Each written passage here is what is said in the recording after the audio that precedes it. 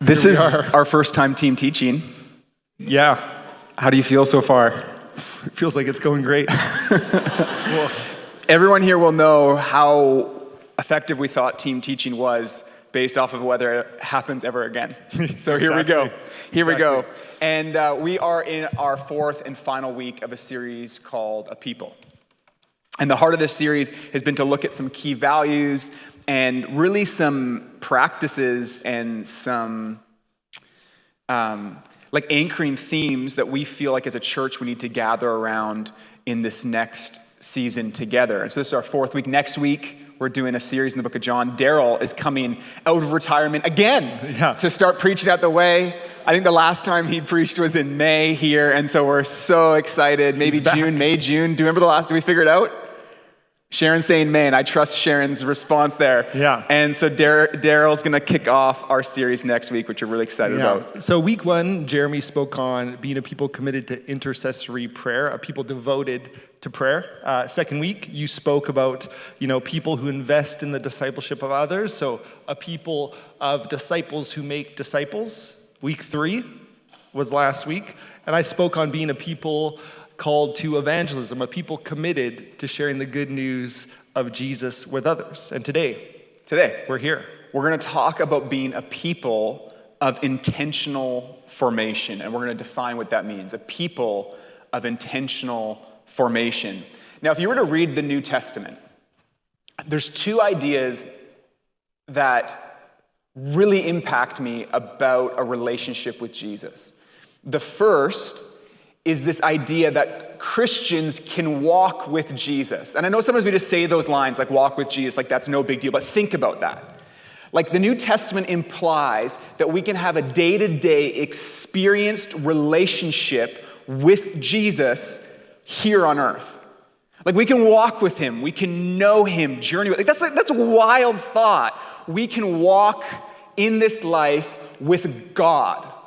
And the second idea that's connected and equally wild is as we walk with Jesus, we become more and more like him, like from the inside out, like transforming the way we think, and the wiring of the mechanisms at the very core of our humanity can change and sync up in a deeper and deeper way with Jesus. Two wild ideas. We can walk with Jesus and become more like him. And this is what the Holy Spirit is doing in the lives of Christians. Walking with us, relationship, making us more like Jesus. This is what the Holy Spirit is doing. The question we want to answer today is, can we participate? Like, what part do we play? How do we get engaged with what the Spirit is doing? So we want to introduce you to this idea, spiritual disciplines. And maybe you've heard that phrase before. Maybe it's brand new to you this morning. But what I want to do is just define it for you very quickly. Spiritual disciplines are practices that help us cultivate intimacy with God in his image and likeness. I'll say it one more time. Spiritual disciplines are practices that help us cultivate intimacy with Jesus and grow in his image and likeness. Yeah, in like very practical terms, it's the day-to-day stuff, like reading your Bible and praying, weekly Sabbath. They're regular rhythms that show up in your day-to-day or week-to-week lives that meaningfully connect us with Jesus. And I don't want us to be thrown off by the terminology of spiritual disciplines. Depending on your like wiring, like you might be like, discipline, I love discipline. And like the 5% of you, God bless you. And the other 95% of us, maybe that word's not, or even the word spiritual, you're like, what does that mean? And there's other terminology for this. We're pulling from church history, language that we've been used before, but things like spiritual disciplines, another way to say it is spiritual practices, spiritual rhythms, and sometimes it's called the practices of Jesus. And I love that last one, the label practices of Jesus, because if you look at Jesus' ministry on earth, you'll find that he practiced spiritual disciplines, read scripture, prayed, fasted, attended synagogue or church, went away on like times by himself, solitude. Jesus actually practiced these disciplines, and as followers of Jesus, we want to do the same. And for us, what we're really talking about here is this idea of formation. And formation is not just a Christian thing. Formation is a human thing. We're all being formed by our assumptions about reality and the habits we practice and the environments we inhabit, right? Whether consciously or unconsciously. For example, New Yorkers on average walk faster than other people. And if you're a tourist and you spend any length of time in New York, what happens? You start to walk faster, whether consciously or unconsciously. If you're from Victoria and you come to Vancouver, I'm just riffing here, you come to Vancouver, I bet you walk a little faster in Vancouver than you do in Victoria. That's what Victoria... The island pace is what you're talking about. There's a is little bit of pace different. there. I like the island pace. And so without even recognizing it, you're kind of formed or shaped Let me by your environment. Let me illustrate this. I have noticed that you and Jer have changed since moving to Vancouver. Oh, really? Yeah, like the tattoos. Yeah. I live in East Van, man. The outfits, the hair, primarily the coffee snobbery that I've experienced from you guys. That wasn't there before. I knew you when you were Poco Chris, and Poco Chris was happy with Tim Hortons or Waves. And you've changed. True. And I say all of that not to put them down, but to illustrate formation. We're people formed, every one of us. The movies we watch, the stories we take in, the relationships we hold, the environment, we're formed. And obviously we're talking about maybe more trivial things, but that formation can seep down to a very, very core level. Like think about this, values. You can actually have your value, like what's most important can be rewired by the environment stories you take in. Formation is a powerful thing. So that's formation. You're like the same old Jay. So I don't have anything, no rejoinder. And so Christian formation is to be formed into the image and likeness of Christ. And as such, Christian formation is always like a counter formation, right? It's a resistance to or a rebellion against the forming power of the world and our sinful nature.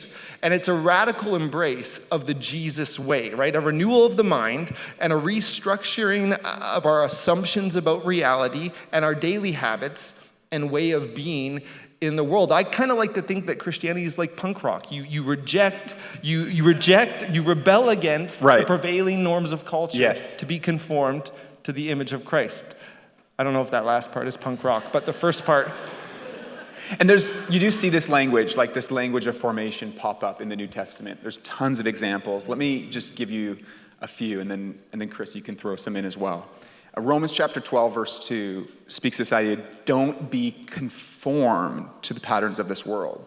Like, don't let the formative power of the world be the primary force in your life. I love the J.B. Phillips translation says, don't let the world around you squeeze you into its mold. And I feel like the prayer of the Christian is, Jesus, squeeze me into your mold. Paul says in Romans chapter 8, for those God foreknew, he also predestined us. So he's saying, this is my plan for your life, that you would be conformed to the image of his son, that would become like Christ. Paul again in 2 Corinthians says, we all with unveiled faces contemplate the Lord's glory, are being transformed into his image with ever increasing glory. Conform, transformed, formation. Mm-hmm. I'll give you a quote. The Apostle Paul in the book of Galatians, chapter 4, writes this to the church. He says, my dear children, for whom I am again in the pains of childbirth until Christ is formed in you. And that one line there, it's like a glimpse into Paul's pastoral heart.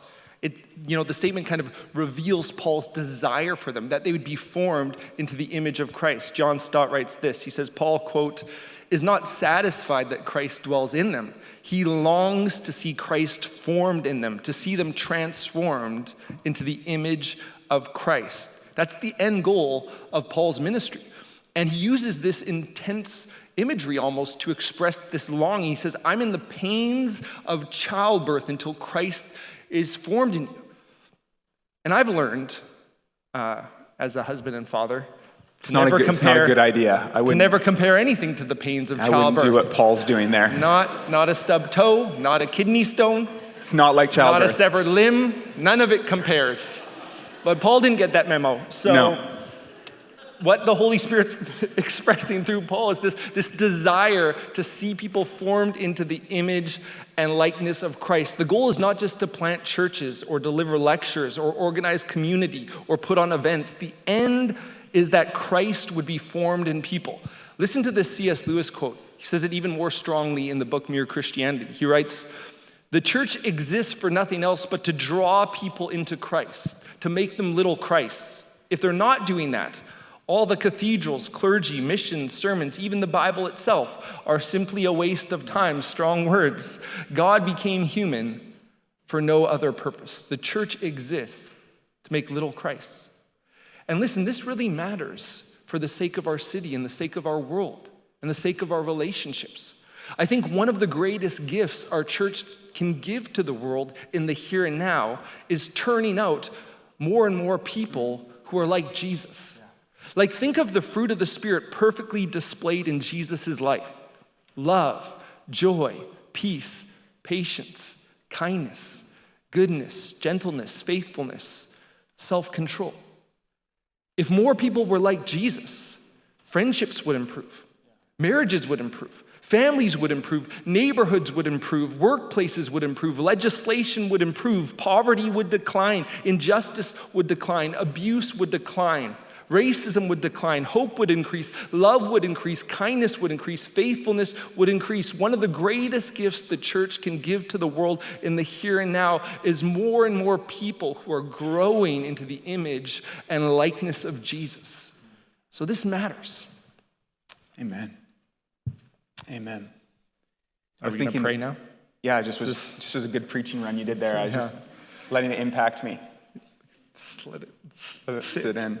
I was thinking this week, because we're talking about intentional spiritual formation, like you got this great invitation of walking with and becoming like Christ, and the reality that this can impact others, and this is what the Spirit is doing. And I was just thinking about, in my own life, how I've seen the Holy Spirit do this work from the moment I started following Jesus, like changing me. But I don't know if anyone else has experienced kind of almost feeling like you've hit a wall in your growth with Jesus.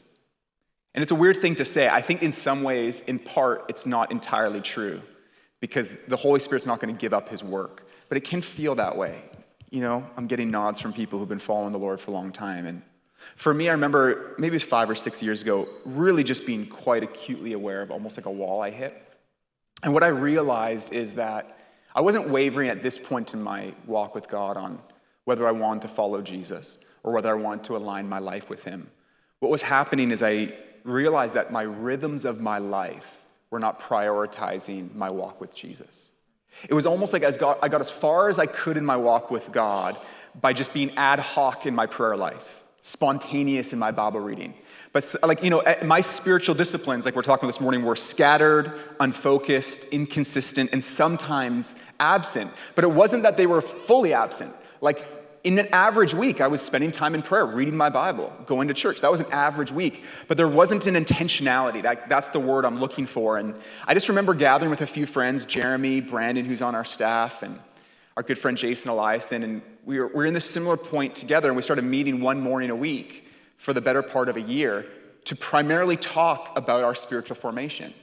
And we read some books and journeyed together, but we talked about different spiritual disciplines. Chris is going to explain a few in a moment. And we're like, this week, why don't we try this? Like, we give each other assignments, like, we're going to spend this amount of time just in silence with God. That was when I started practicing Sabbath intentionally, where I re-engaged with fasting, which was something I hadn't done since the early days of coming to know the Lord, and all these different practices in our lives. And essentially what happened is I went from being ad hoc and spontaneous to intentional with my life and my spiritual formation.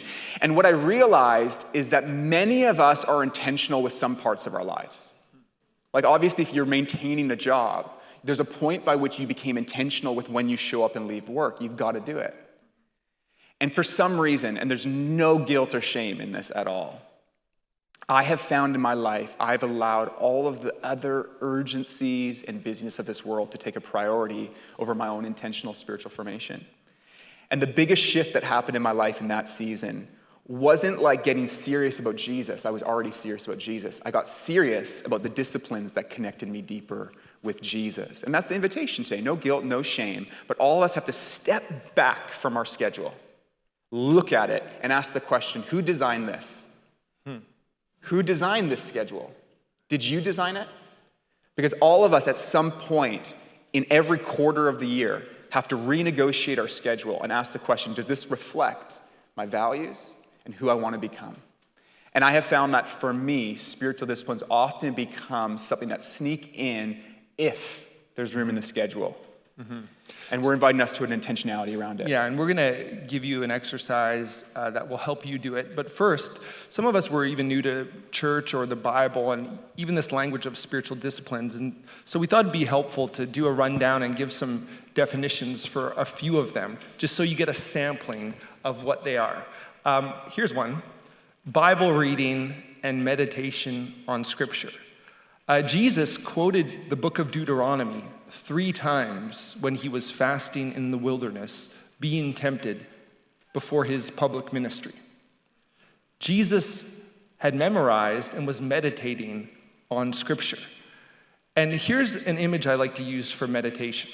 Like a tea bag soaking in water until the flavor of the tea changes the nature of the water, we soak our imagination in the text of Scripture and let it change our assumptions about reality and our way of thinking and relating to God and others and our world and our own selves. It's this time of reading and thinking deeply about Scripture. Another one would be solitude. The idea of solitude is we turn down the volume of our lives to turn up God's voice. It gives us space to listen and pray and meditate. It's on a regular basis, just withdrawing from the noise and distractions, alone by yourself. Blaise Pascal, who was a mathematician, inventor, philosopher in the 17th century, he said, all of humanity's problems stem from man's inability to sit quietly in a room alone. I'm not even sure if that's true. Yeah, I was going to bring that up. I'm not entirely sure. It makes this point very well. How many people have quoted that? Like all of humanity's problems could be boiled down to this one thing. You can't be quiet. But it's nice to quote Blaise Pascal. Exactly. Maybe a bit of hyperbole to make the point. Yeah, exactly. That's what Lewis had a bit of that, maybe too. Yeah, okay. Jesus also used hyperbole. It's a literary device. Yeah. It's effective. All good teachers do it. Just wait, we're going to have some huge hyperbolic statements in a moment. I'm just kidding. Another discipline would be prayer. A two-way conversation with God that involves speaking and listening. Prayer is this language of relationship that involves, thanksgiving and petition, asking God for things, intercession, praying for people, and adoration, just adoring God for who God is. Another one, Jason mentioned Sabbath. The idea here is a day to rest and to enjoy the fruit of our labor, and to remind ourselves that we're not the ones creating and sustaining the universe, God is. To remind ourselves that we're human beings, not human doings, as Pete Scazzaro says. That our identity, Scazzaro says. Guys, side note is my favorite thing to do is, Chris has there's for whenever he quotes G.K. Chesterton, he always calls him J.K. Chesterton. But J.K. Rowling's from the Harry Potter series. Who's been more formative in my life? I don't know. It's not just me.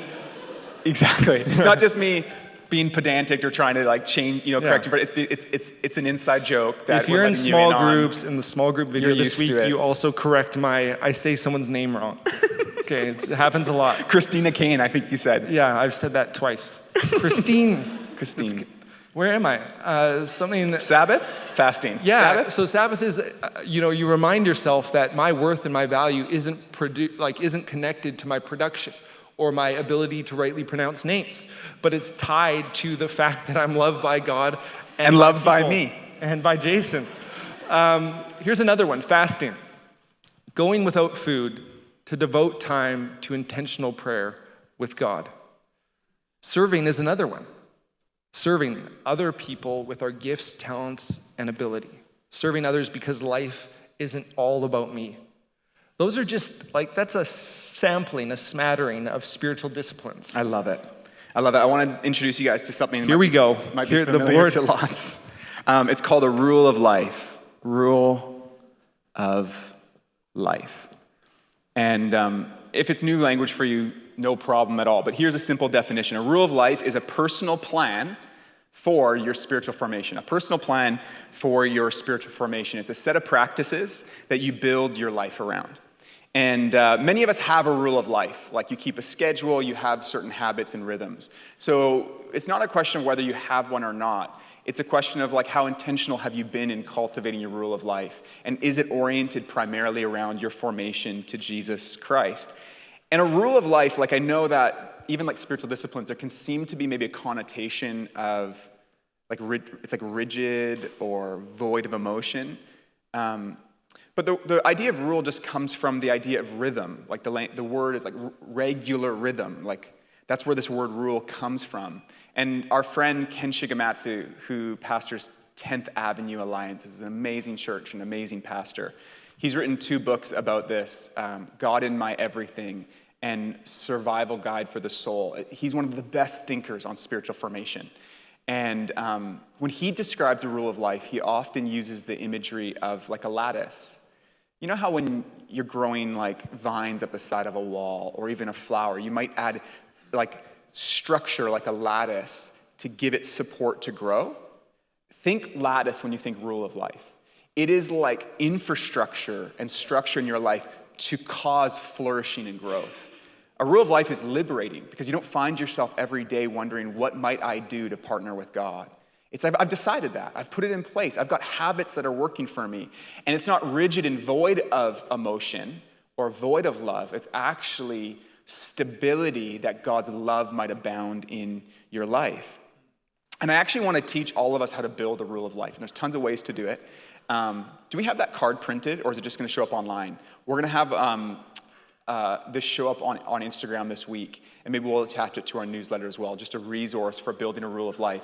But I'll give you a quick sort of one way you can do it. If you have a whiteboard at home, you could also do it. Do it like this. Again, tons of ways to build a rule of life. Here's one way you can do it. I do 4 quadrants, and you'd put maybe daily here. So daily rhythms, you might go weekly here. And this is something you can do alone or with friends. I know Dan and Jaden and Nick and Jer recently as a group got together and built their rule of life, and then it became accountable to it. A lot in common, but also some differences between one another. You could do it with your spouse, your family. What did they call themselves? What's that? What did they call themselves? The Holy Club. It's how pretentious. It's a John Wesley reference. Daily, weekly, monthly, and annually. And what I'll do right now is just sort of, and Chris, I'd love your help with it. I'll give some examples of what this could look like for you to go, okay, what are the daily rhythms in your life? So you might have a daily rhythm of reading the Bible each morning. But maybe even more specific, you might do 1 psalm a day. Or you might have a New Testament reading or an Old Testament reading. And I just want to encourage you, like there's no right or wrong for these things. You got to build a rule of life that works with you. And you might accompany this with a commentary or a devotional or whatever it might be. I often accompany my Bible reading with like resources from the Bible Project online. So it's part of my rule of life. Every time I start a new book of the Bible, I watch the Bible Project video just to orient myself in the whole book. But then there might be like daily rhythms of prayer. Might be 10 minutes first thing in the morning, or the examine before bed at night. Sometimes when I get rushed, I just start scribbling. That was before. I'll just write examine because that's not clear. Prayer 10 minutes, examine. You might do, one of my friends does a Lord's Prayer every lunch hour, every lunch, at lunch, every day. Part of his rhythm. What other daily rhythms might be good examples? I mean, for me, I just know that I pray better if I'm moving. So one of my daily rhythms would be more of a prayer walk rather than just sitting and praying. And part of your rule of life can also be limitations, like, limit cell phone use, limit cell use, or turning it off at a certain time. Part of my rule of life is exercise. I need to move daily. It's part of my rule of life. And you can you tracking with me on daily? Anything you want to throw on daily before I move on? Well, it's important to note that some of this, it's not all, like, everything is spiritual, yes, in a sense. So it's not like, well, there's sacred and secular. It's bringing our whole lives before God, not scheduling God in, but bringing our whole schedule before the Lord and inviting Him to direct it. And so it makes sense that exercise is in there. Totally. Yeah. And everyone's is going to look different. This is not like a template rule of life. This is what it looks like to start populating these different quadrants. And what we're going to release in the resource is just a longer list with examples, but don't limit yourself to those examples. So what are some weekly ones? So like maybe fasting weekly. There might be a certain day of the week that you choose to fast. There might be a commitment to attend a small group, or to Sabbath weekly, or to attend church. What other weekly ones come to mind, Chris? I might serve in a ministry, or every week say we want to open our house to one family or to our neighbors, like rhythms around hospitality weekly, as like with roommates or with spouse or family. And you begin to see that, how liberating that is to go, oh yeah, in our house, in our home, we do a family meal every Thursday night, and all the neighbors are welcome.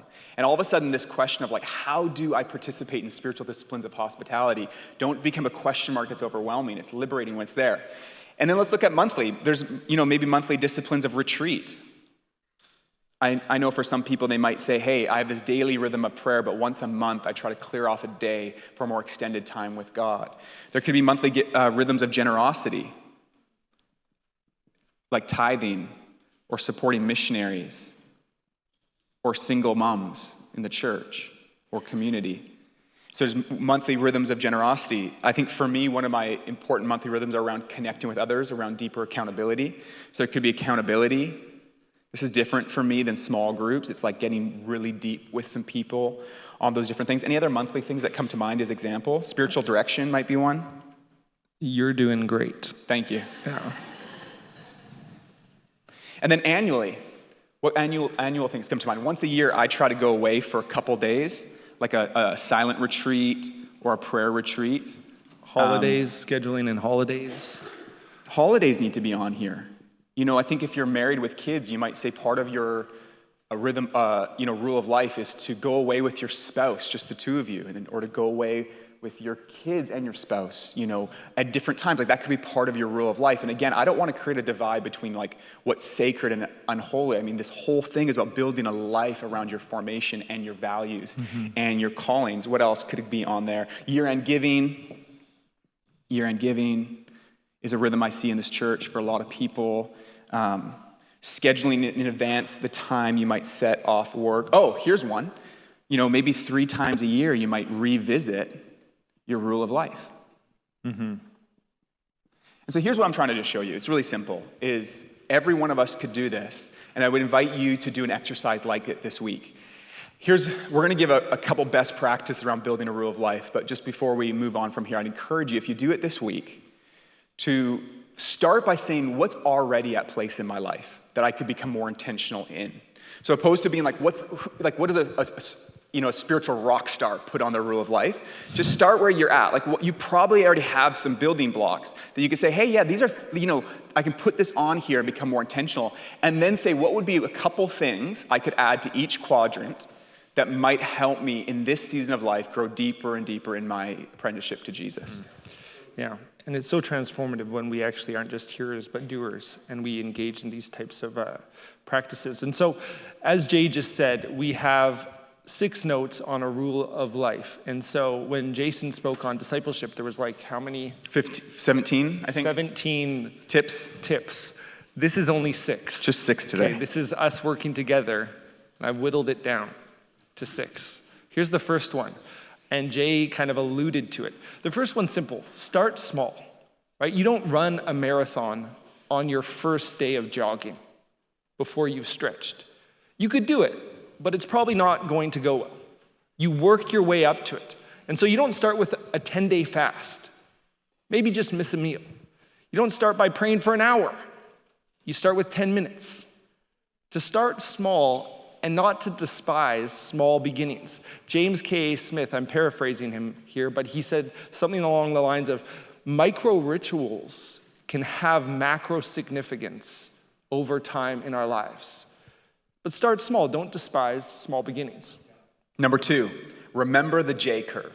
Remember the J curve. The J curve is actually, I think it initiated in economic theory.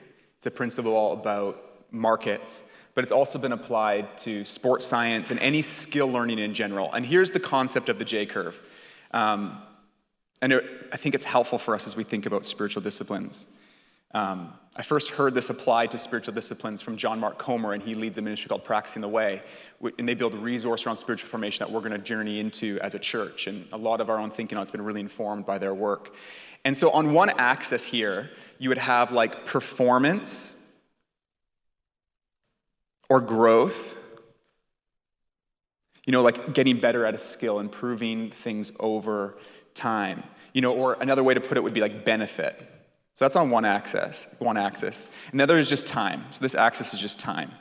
So here's what we assume would happen. Like if you learn any new skill or you begin to do spiritual disciplines in your life, you would assume that the experience is like as time goes forward, you would get more and more benefit and growth in your life. Like that's a reasonable theory. But the principle of the J-curve says that that's actually not what happens. That here's often what happens, that your experience looks like this. And here's why. Let me illustrate from my own golf career. Here we go. I golf once a year whenever there's a fundraiser I'm invited to that has like really good hospitality, and I know there's gonna be a good banquet at the end of it and like good prizes. So not just any fundraiser, it has to have those. Well, I'm just talking about when I golf. When you golf, Yes. yeah, sure. And so, some friends will go out and they need a team, and I'm like, oh, that sounds like, Randy and I have been on It's these such a environments time before. commitment. It's a huge time commitment. Anyways, I'm not a good golfer, but I've learned to like hack my way through it. Like I've got my way that's not the way to golf. Like no one who's a good golfer would be like, that looks like a good swing. But it's like I can move it forward. That's about what's happening, like at a relatively consistent rate. Now I've tried to go to the driving range with friends who are good at golfing and learn how to golf. And they correct my swing and my grip, and I get worse. Has anyone experienced that when you try to learn a new skill? Like maybe you've got your own knife skills in the kitchen and a professional knife or professional chef's like, that's not very safe. But then you try to do it the safe way, you're like, this is so slow.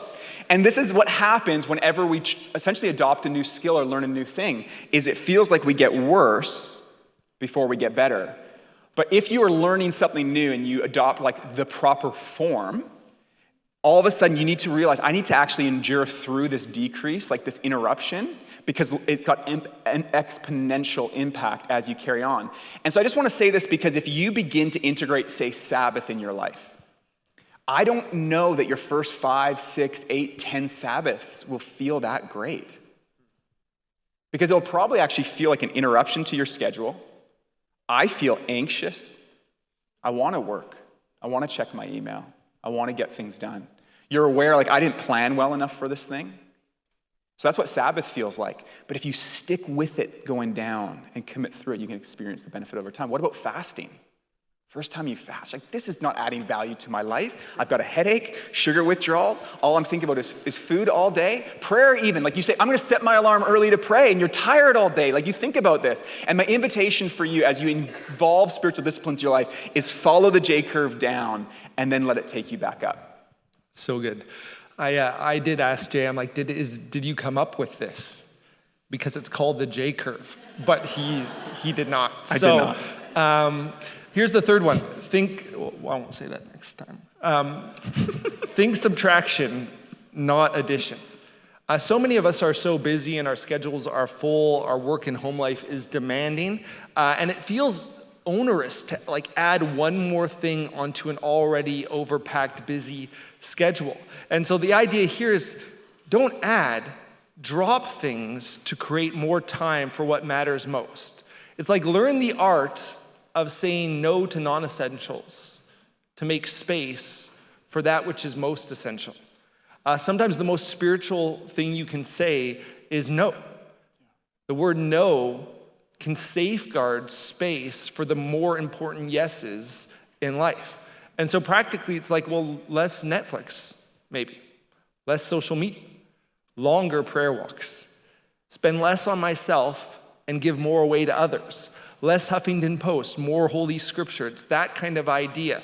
It's choices, it's priorities, it's intention. I'm saying I'm going to subtract this to add this so I don't get overwhelmed. Number 4, find your fit. Find your fit. Comparison would be a horrible thing to bring into this conversation. Even as I was putting some of those did that rule of life. For some of you, it felt like, that's not me. Those don't reflect. And I just want to encourage you to find your fit. Like, we can't compare the spiritual rhythms of one person's life to another for a number of reasons. And I'll give 2 reasons, but there are many more than this. Reason number 1 is season of life.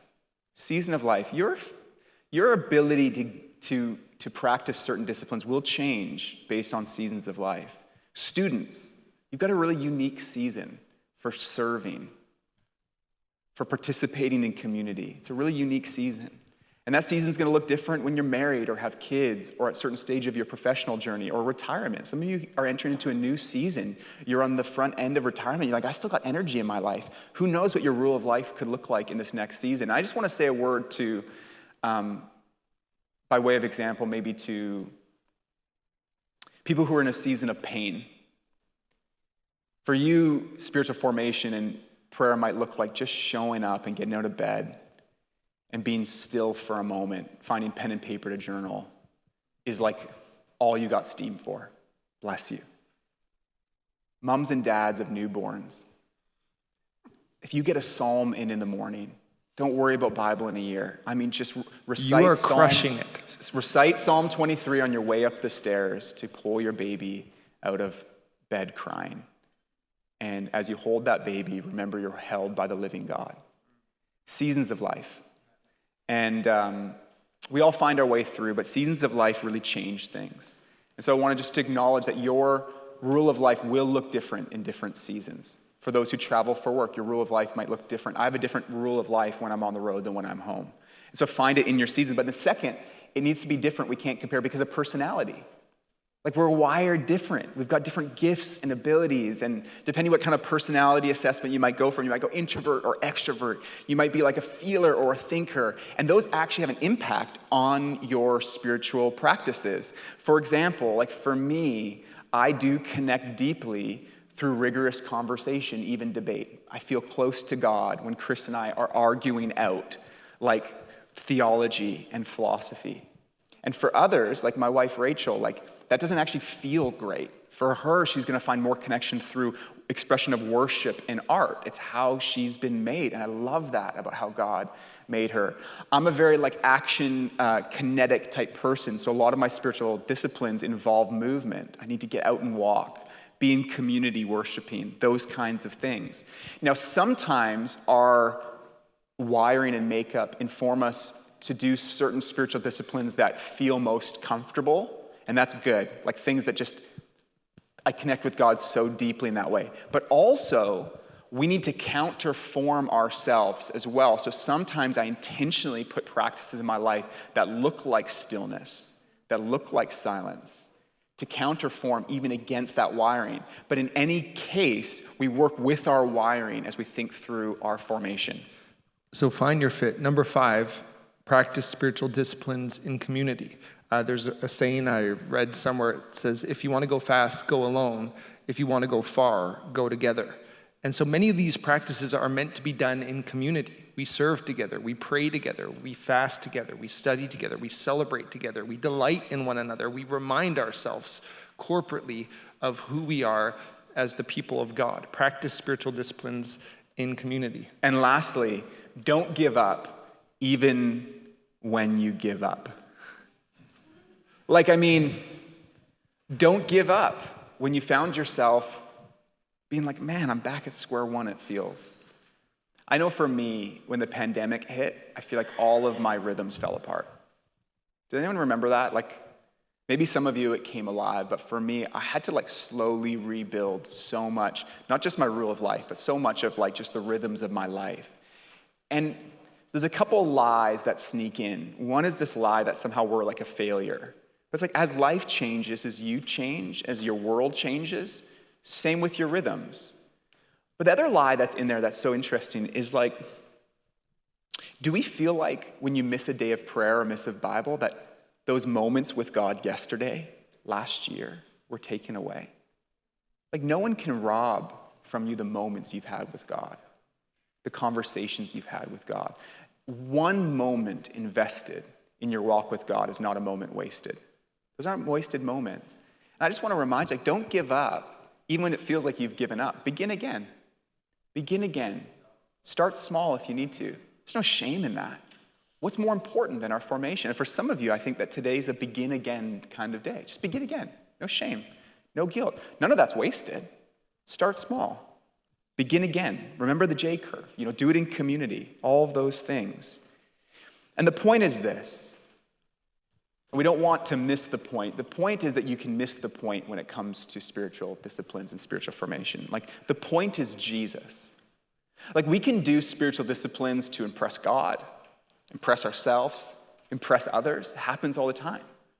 We can turn spiritual disciplines and formation into just another self-help type thing, or a new me by 2023, better by 40 type thing. I've got 6 years left in my 30s. I'm going to start building a more fit, focused life, all those kinds of things.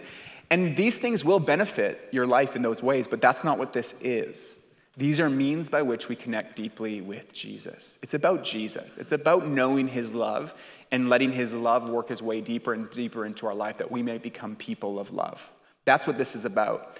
And so as we have this conversation about spiritual disciplines, let's zoom out a little bit and see that this is part of our walk with Jesus and his love going deeper and deeper into every part of our lives. And so here's a concluding thought about intentional formation. It's been a very practical talk. It's a little different in a lot of ways, but I've enjoyed. I've as well. I've enjoyed it with you. Good to be up here with you. Yes. Here's a concluding thought about intentional formation. There's going to be moments, or there may be moments, when you pray and it feels like your prayers are bouncing off the ceiling. There may be times when you fast and it just makes you hangry. You're just angry. There may be times when you read the Bible and it feels dry, or like you don't retain anything. As Jason just said, don't give up. Because one day you will live in the fruit of those moments. It's not just that actions build habits and habits build character, and character, shapes destiny. It's that spiritual disciplines, regardless of how we feel that day, in doing them, we're participating with what God is doing on planet Earth. We're partnering with God in what he wants to do in our lives. We're putting ourselves in the path of his transforming power. One day, we will live in the fruit of these moments, these little decisions of obedience. Over the last weeks, Jay and I in our messages have talked about this early morning prayer meeting we had with our friend Ben, months ago. And in fact, here's the updated picture on that.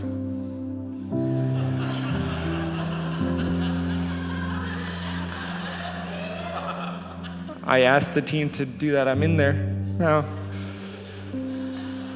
And the reality is, most of what we've shared with you the past few weeks, we learned in those early years. And we're living in the fruit of those moments now. We're living in the fruit of those prayers prayed, and the faith that was built, and the relationships that were formed. The 2-year journey of this church is part of the fruit of those moments, and many others like the moments that didn't feel or always seem too significant or powerful or important. But God uses them to shape us into who we are today. One day you will live in the fruit of those moments of prayer and Bible reading and fasting and solitude and service. Nothing is wasted. One day you will live in the fruit of those moments. And so will those you love. That God is forming us into the image and likeness of Christ. Spiritual disciplines put us in the path of God's transforming power. And we want to be a people of intentional formation, not in an abstract way, but in the nitty-gritty of our real lives,